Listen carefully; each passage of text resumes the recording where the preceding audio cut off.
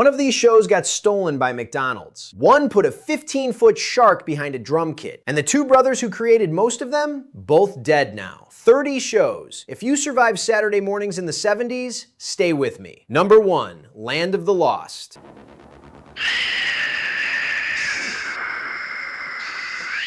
It's 1974. A family goes rafting, hits a waterfall, and wakes up in a world that shouldn't exist. Easy, Dad! Be careful! I was right.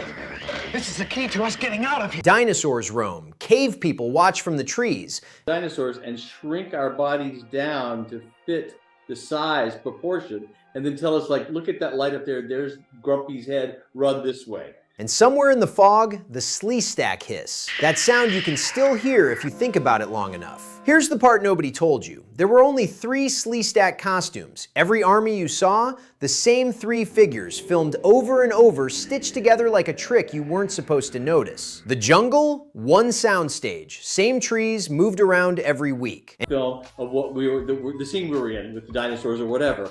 And then we'd watch ourselves get shrunk, and then they'd film it live, and that was it. We filmed every episode. We filmed 2 episodes a week. We did 1 episode in 2.5 days. And inside one of those rubber suits, dripping with sweat, was a young Bill Lambier, years before becoming one of basketball's most feared enforcers. This wasn't normal television. It couldn't be. Because the men behind it weren't normal either. And what they made next ended up in federal court. Number 2, H.R. Pufnstuf. Belonged to a kooky old witch who had in mind the flute to snitch. A boy named Jimmy gets tricked onto a living island by his talking flute. To fly a kite. Let's ask Pufnstuf if we can buy one. And rescued by a giant yellow dragon in a mayor's sash. How do you do, Jimmy? Shake hands. While a witch chases him on something called a vroom broom. And he'll do exactly as I say. That aired on Saturday mornings. The creators, Sid Croft and Marty Croft, didn't come from TV. In the presentation, we set out the pattern of how to sell a show in the kids area. They came from carnivals, puppets, burlesque stages. When NBC said, make a kids show, they didn't know what normal looked like. So they built this instead. 17 episodes. That's it. They're happy about something I don't know about, and I'm going to find out. But those 17 hit so hard that McDonald's copied the entire feel, characters, colors, energy for McDonaldland. The Crofts sued. Federal court, 1977. And somehow, they won. And actually, they hired us to do it. That was the detail from earlier. Paid off. But instead of playing it safe after that, they doubled down and made something even harder to explain. Number 3, the Bugaloos. You'll discover The Bugaloos? 4 teenagers dressed as insects, living in a forest, playing in a rock band. That was the pitch, and somehow it made it to air. Their enemy? A scene-stealing villain played by Martha Raye, already in her 50s, chewing through every line like the set personally offended her. You're going to the party with me. The Crofts wanted a psychedelic version of the Monkees.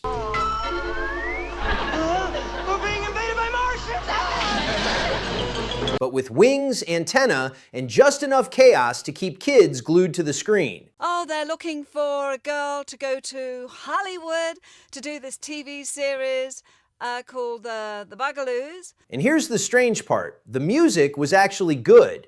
Tight harmonies, real production, talented performers buried under foam and paint, singing like it mattered, even if the audience was 6 years old and waiting for someone to fall over. If that's the way you feel? 33 episodes, then it vanished. But the theme song didn't. If you're hearing it right now, you already know it never really left. And somehow, the next show made this look reasonable. Number 4, Lidsville. In the middle of a park, there began a great adventure for a boy whose name was Mark. A boy falls into a magician's hat and lands in a world where hats are alive. Not just alive, organized. You know, I wasn't really too crazy about the idea at the time. I was 17 years old. They talk, argue, form laws. An entire society built on headwear. Cowboy hats, helmets, bonnets, all walking, all thinking, all somehow taking this very seriously. Twirling, twirling, Ruling over them was Horatio J. Hoodoo, played by Charles Nelson Riley. Taxes to me, their beloved lord and master. Delivering every line like he was having the time of his life, while everything around him made less and less sense. Talk, talk, talk! Please, sir, you've got to believe me. I'm not a spy. The Crofts said it was inspired by Alice's Adventures in Wonderland, but it felt more like Wonderland after something went very wrong. Riley later said this was the hardest job he ever had. And Tiverton, Rhode Island, and we got $10 a week plus, this was in the ad, sandwich meat. Not Broadway, not television panels, the Hat Show. And here's the thing, the men who made all of this? Carrying the genie to Witchy Poo. Well, first of all, if you ask Witchy Poo that, she'd say nothing compares to her. Their real story is stranger than anything you've heard so far. But before that, they made something unexpectedly human. Number 5, Sigmund and the Sea Monsters. Rotten sea monster. Sigmund, you're through! Scram! Get out of here. Two brothers find a sea monster hiding on the beach. His name is Sigmund, and he's not dangerous, he's the problem. And those weird sounds, and... Those were just cars. Relax. His family didn't cast him out for being cruel, they cast him out for being kind. Not scary enough, not what they expected. So the boys hide him away, building a secret world where he finally belongs. And if that feels familiar, it's because it is. Gosh, I'm sorry, fellas, but I got so lonesome out there, all alone. Everyone knew someone like that growing up. Maybe you were that someone. What made this different was the tone. Structured like a sitcom. Timing, setups, real emotional beats. You could be calling at a time like this. Oh, get the phone here. Anchored by Johnny Whitaker, carrying more weight than most shows ever asked of a kid. 2 seasons, then gone. They even rebooted it years later, but the original stuck. Strange, sincere, impossible to forget. And just when you thought the weirdness peaked... Hello, everybody! We're home! Hi! Another studio stepped in, with birds on roller skates. 6, the Skatebirds. 3 birds on roller skates. Hey, look at me, I'm a battleship. I'm an aircraft carrier. Ain't that a trick? Hosting a variety show. That was the pitch. And somehow, Hanna-Barbera got a yes. Actors in full bird suits wobbled across the stage, barely holding balance, introducing cartoon segments like Mystery Island, while pretending this was all completely normal. And the bird brain who never sticks a beak in a book is a dodo, a yo-yo, a bozo. But here's what makes it stranger. The entire look was borrowed. The bright costumes, the oversized heads, all traced back to the banana splits, originally designed by Sid Croft and Marty Croft. Hanna-Barbera wasn't just inspired, they were copying something they once outsourced. Hi, knock, knock. The problem? The birds couldn't skate well enough to sustain the illusion. 4 months, that's all it lasted. Hi, tree. Hi, scooter. But before it collapsed, it accidentally did one thing right. It spun off Mystery Island, a better idea that outlived it. And the next show? It trapped one of television's most famous faces in a role he could never escape. Number 7, Far Out Space Nuts.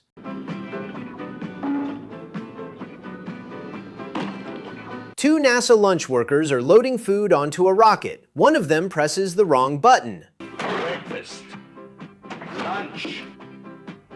I said lunch, not lunch. Not lunch, launch. That's it. No training, no backup plan. Just 2 guys who probably shouldn't be trusted with a microwave, suddenly drifting through deep space. One of them was Bob Denver, forever known as Gilligan. And here's the truth he understood better than anyone. He wasn't playing a new character. Same voice, same timing, same lovable incompetence. Just a different costume. To help me to steal the riches of the galaxy. You know, you should stay out of the sun. Denver was intelligent, well-read, far more than the roles he was given. But Hollywood had already decided who he was. And once that happens, it doesn't let go. 15 episodes, then silence. To trap them. And then, my Dronuts, you will bring them to me.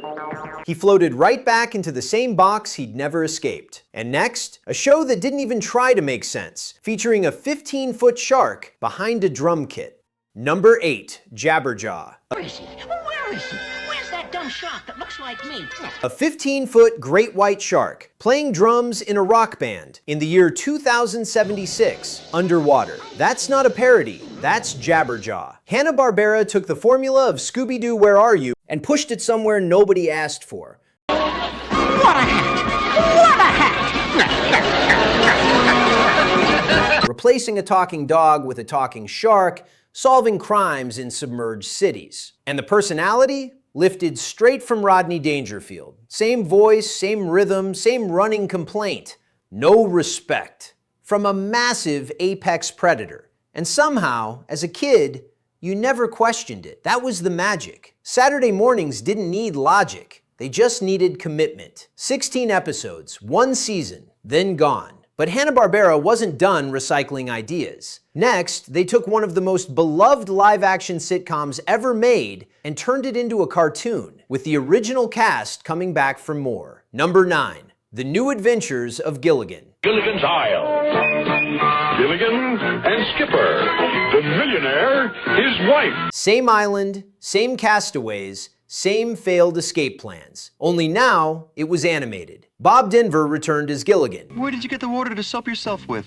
Alan Hale Jr. came back as the skipper. Even Jim Backus reprised his role. A decade later, and they were still stuck. Only 2 didn't return. We did it, Gilligan! We did it! I feel like a regular Billy Appleseed. Tina Louise and Don Wells, replaced by voices that sounded close enough if you didn't listen too hard. That's the part that lingers. These actors had moved on. New lives, new work. But the characters? Bigger than all of it. Gilligan wasn't something Bob Denver played. It was something he carried. 2 seasons, then it faded. Until they brought it back again in space. Because in the 70s, eventually, everything went to space, including the next show, which quietly aimed higher than all of them.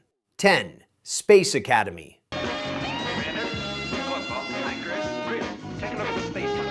The year is 3732. A group of cadets trains on an orbiting space station, solving mysteries with advanced tech, teamwork, and the occasional burst of telepathy. This was Space Academy, and it looked like someone tried to build Star Wars on a budget that barely covered lunch.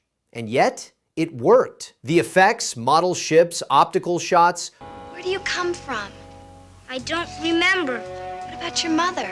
Showed real effort. Not perfect, but ambitious enough to matter. Leading it all was Jonathan Harris, bringing the same theatrical energy that made him unforgettable in Lost in Space. Every scene bent around him. But underneath the camp, there was something unexpected. A diverse group of young cadets tackling real moral dilemmas. It felt like a preview of Star Trek: The Next Generation, years early. 15 episodes, then gone. But the studio behind it wasn't done. Next, they made history, with a superhero nobody saw coming. 11. The Secrets of Isis. Andrea Thomas, teacher.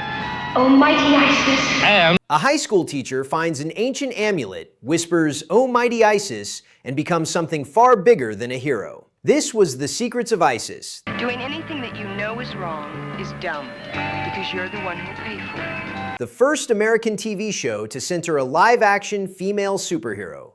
Not Wonder Woman, she came later. Joanna Cameron played Isis with a calm authority that grounded the impossible. Flight, elemental power, transformation. None of it felt like a joke because she refused to play it that way. The show ran alongside Shazam, even crossing over, building a shared universe before that was a strategy anyone talked about. Every episode ended with a direct moral, spoken to the audience. Simple, clear. 2 seasons, then it vanished. And somehow, in a decade full of chaos, this might have been the most quietly groundbreaking thing on television. Now, back to animation. The Barkleys. A family sitcom, except everyone is a dog. That's The Barkleys, a show that looked simple but did something surprisingly sharp underneath. Arnie Barkley, his wife, their kids, arguing at the dinner table, dealing with real problems, navigating everyday life with a level of honesty most cartoons didn't even attempt. It wasn't loud or chaotic. It didn't need to be. The tone echoed All in the Family.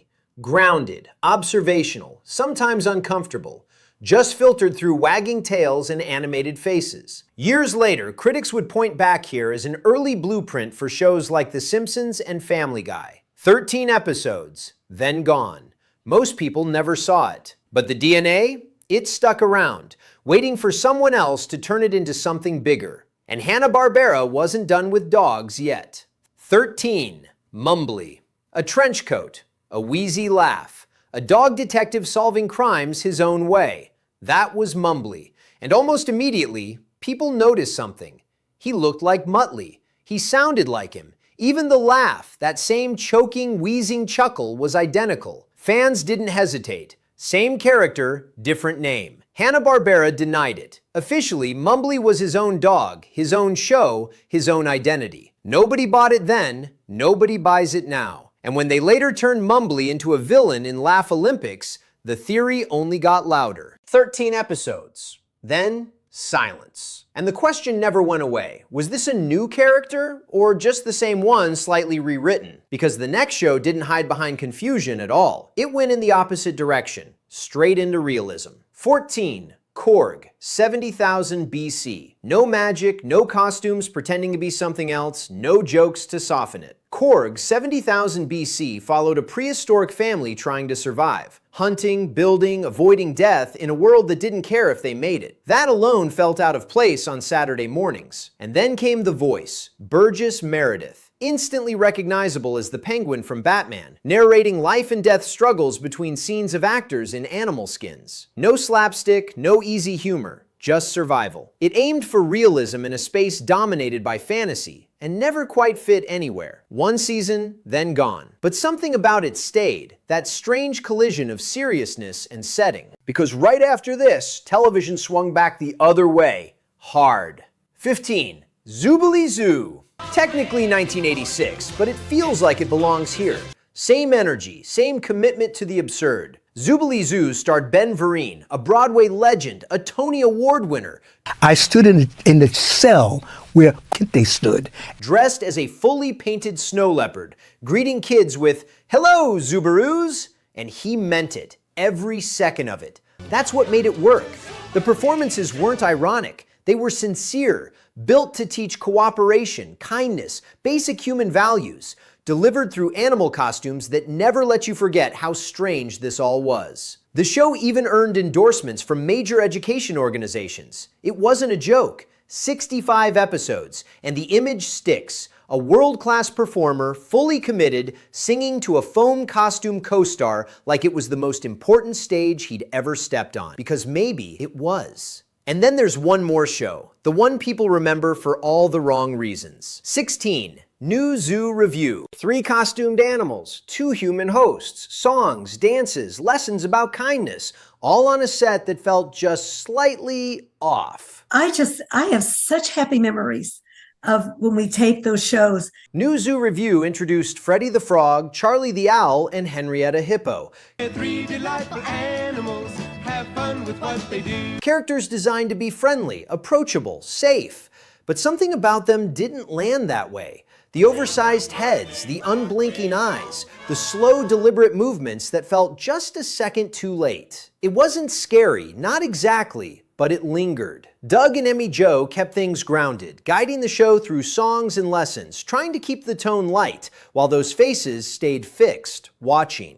5 seasons, nearly 200 episodes, and if you grew up with it, you don't remember every lesson, but you remember how it felt. Because some shows entertain you, and some just stay with you. 17. Wonderbug. Another Croft creation. Another machine that shouldn't be alive, but is. 3 teenagers find a rusted dune buggy in a junkyard. They attach a strange horn to its hood, and suddenly it transforms into Wonderbug. A flying, crime-fighting car with a cape and a personality. That was the beginning of the end of us on the Dean Martin Show. This was part of the Croft Super Show where logic wasn't required, only commitment, and they committed. The car didn't just move, it reacted, it helped, it chose. A 4-wheeled hero communicating through honks and beeps like a mechanical sidekick that somehow became the lead. Even by Sid Croft and Marty Croft standards, this was pushing it. 2 seasons, then silence. Somewhere, Wonderbug honked for the last time, and nobody noticed. But that wasn't the only segment worth remembering, because the next one did something quietly groundbreaking and didn't even announce it. Number 18, Electra Woman and Dyna Girl. Same show, completely different impact. Electra Woman and Dyna Girl followed 2 reporters who doubled as superheroes, armed with high-tech Electra comms, battling colorful villains in a world straight out of Batman. Bright colors, tilted camera angles, over-the-top schemes. But here's what mattered. They were the leads, not sidekicks, not support, the heroes. Years before Wonder Woman became a household name, this show quietly put two women at the center of the action and treated it like it was completely normal. No speeches, no spotlight, just the story. 16 episodes, then gone. They even tried to bring it back years later. It never aired. But those originals stayed, small, strange, and more important than anyone realized at the time. And then the dial flipped again to something much bigger. 19. Godzilla. They took one of cinema's most destructive forces and turned him into a protector. Godzilla followed a research crew with a device that could summon Godzilla whenever danger appeared. And instead of destroying cities, he helped,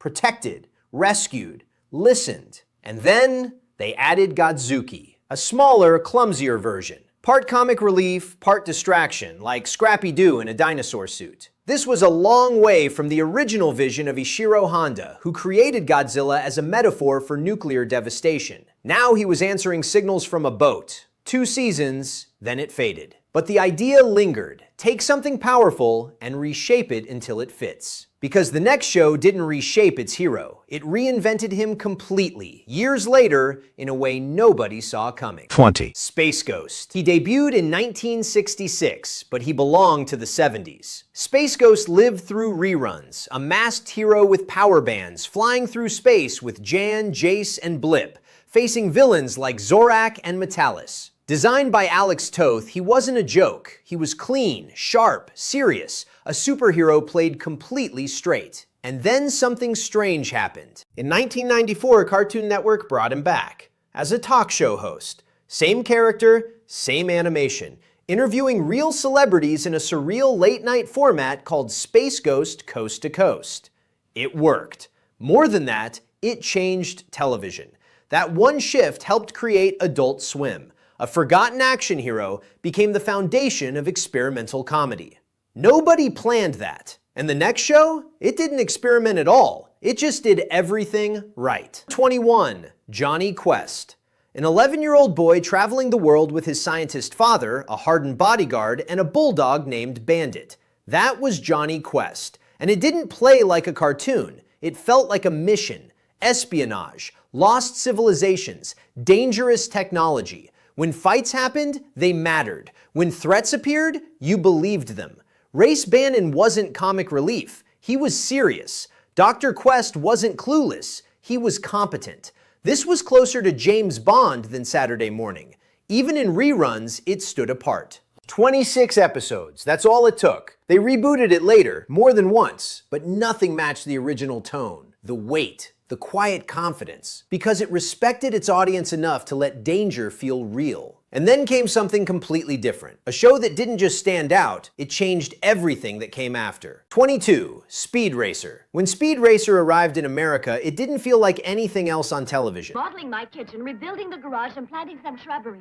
The pacing was faster, the visuals sharper, the danger real. Cars crashed, people got hurt. Stakes weren't implied, they were shown. At the center was Speed, racing his Mach 5 across the world, chased by rivals, secrets, and one masked figure who kept appearing, Racer X, his brother. I figured those guys would botch the job, and they did. But the show never rushed that reveal. It let it sit, build. And in the background, a monkey named Chim Chim, somehow part of the chaos. This wasn't just another cartoon, it was an introduction. A signal that something different was coming from Japan, and it wasn't going away.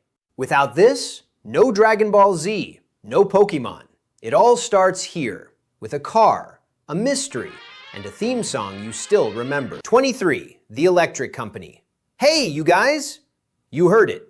Instantly. The voices, the energy, all still there. The Electric Company did something that shouldn't have worked. It made reading feel cool. Not school cool, actually cool. The cast wasn't phoning it in either. Morgan Freeman was there, long before Shawshank, long before that voice became iconic, playing Easy Reader, a character who loved books like they were status symbols. Alongside him, Rita Moreno brought real performance weight to sketches about phonics and comprehension. And somehow, kids paid attention. The show even featured one of the first live-action versions of Spider-Man on TV. 780 episodes. That's not a show, that's an institution. But even it had competition. from something much simpler and somehow just as powerful. Number 24, Zoom. Come on and zoom. You didn't mean to sing it, but you did. Zoom stripped everything down. No scripts, no actors, no adults telling kids what to do. Just kids being kids. Ages 7 to 13 wearing those striped shirts, running the entire show themselves. Games, skits, viewer mail, even a language they invented called Ubby-Dubby. Hello became Hubbala-O. And if you were 9, you understood it perfectly. That was the point. Adults weren't invited. The show trusted kids to carry television on their own, and they did it better than anyone expected. 6 seasons. Then it faded. They rebooted it later, but it never felt the same, because the original had something rare, a sense that this belonged entirely to you. And across the dial, another show was trying to compete by building a world of its own. 25. Curiosity Shop.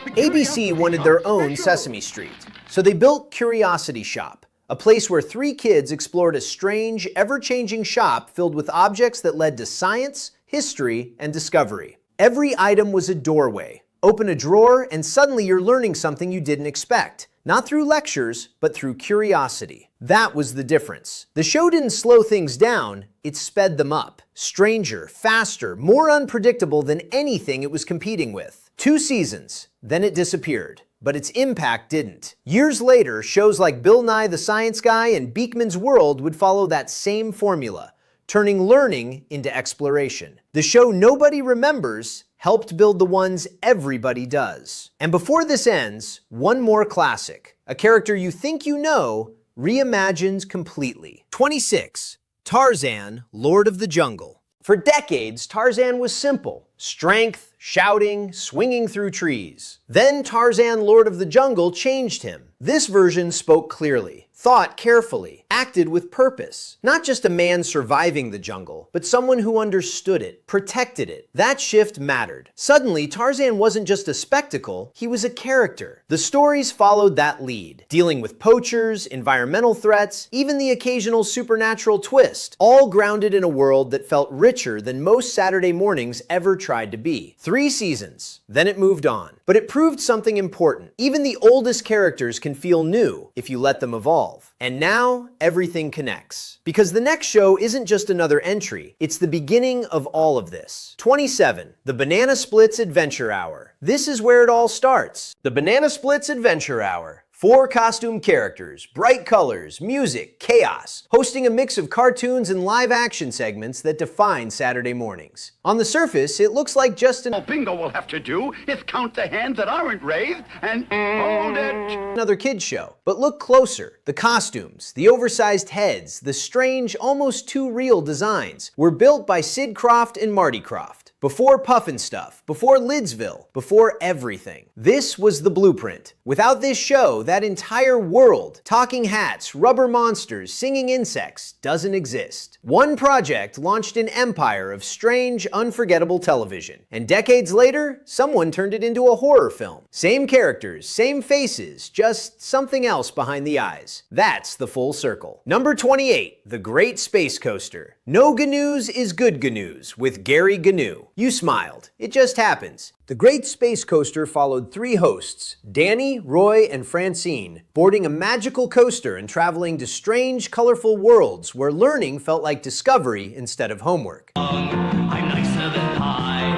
and I never lie. But let's be honest, you remember Gary Gnu, a puppet newscaster delivering absurd headlines with complete seriousness, a joke that somehow never got old because it never tried too hard. It just worked. The show aimed slightly older, and you could feel it. The humor had layers, the music held up. It respected its audience just enough to stay with them. 5 seasons, then it disappeared. No streaming, no easy way to revisit it. It exists now in fragments and in memory. Because sometimes, the shows that mattered most are the ones you can't quite get back. 29. You can't do that on television. It came from Canada and changed everything. You can't do that on television with sketch comedy run by kids. Chaotic, unpredictable, and built around two simple rules. Say I don't know, you get slimed. Say water, you get drenched. That green slime, it didn't just stay there. It became the identity of Nickelodeon. Game shows, award shows, branding, all tracing back to this one low-budget idea that nobody expected to last. Hi, it's made for ordinary Canadian kids by ordinary Canadian kids. 144 episodes, 12 seasons, and buried in that cast was Alanis Morissette. Years before Jagged Little Pill, before The Voice, before the fame, just another kid getting covered in slime. That's how strange this pipeline was. The 70s and 80s didn't plan this, they just built it, and somehow it still echoes.